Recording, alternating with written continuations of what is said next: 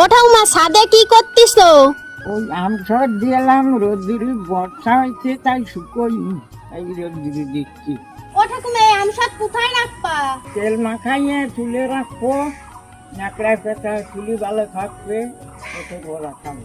এই দেখো বন্ধুরা, আম শক্ত খাটি খুব মজা, তুলে রাখবো, সারা বছর খাবো। ও ঠাকুমা আম সবগুলো তো খুব সুন্দর হয়েছে এইবারে। খাইয়ে দেখছি কিরম হয়েছে। খুব মিষ্টি বন্ধুরা। ও ঠাকুমা এই আম সব কবে দিছিলে? আগের বছর তাই তো ভালো আছি।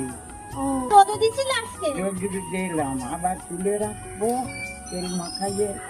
আরো আম আছে তো, আরো 2-3 দেবো, কি হবে তো সকলে বাদ করে। আর এরকম করে রাখবা, বছর বেলা খাবা।